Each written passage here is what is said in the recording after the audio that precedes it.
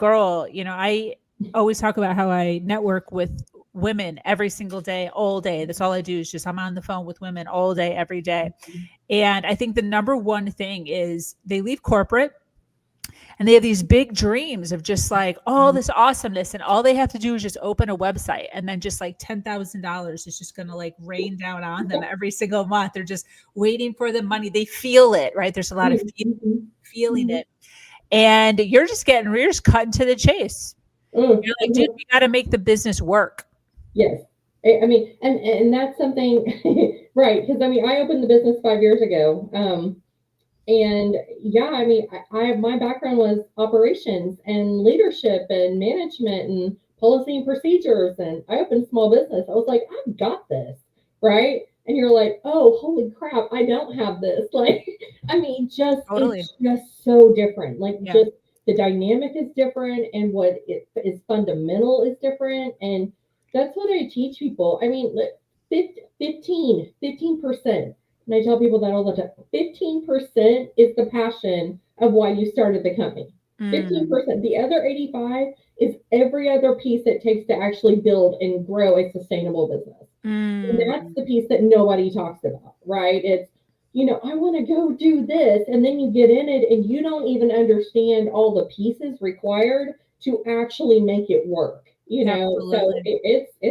it's a lot.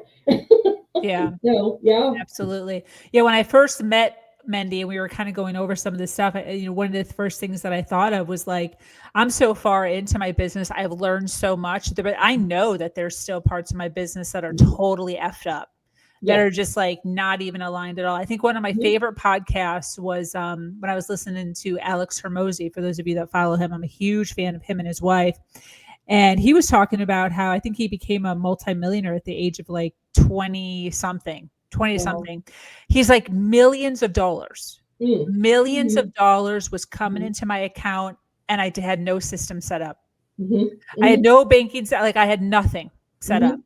And I think sometimes we have this like thought process of like soon, or it'll just happen magically, or, Mm. whatever it is. Mhm. And we don't recognize that, like, if we don't sit down, Mhm.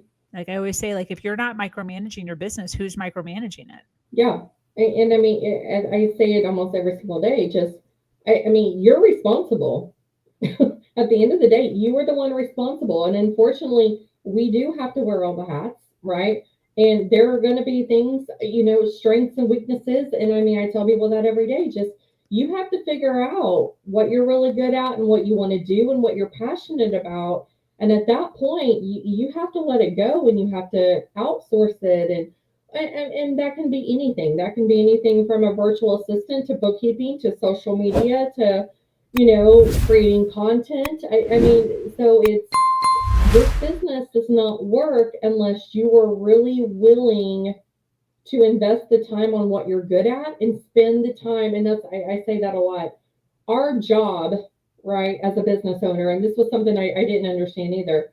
My job as a business owner is to build the business, right? To grow the business, which requires networking and getting in front of people and closing deals. That's my job as a business owner. My job as a business owner is not all those 9,000 other pieces that have to get done. Yeah. So at some point, we really have to get down to it of what we really need to be doing as a business owner versus not.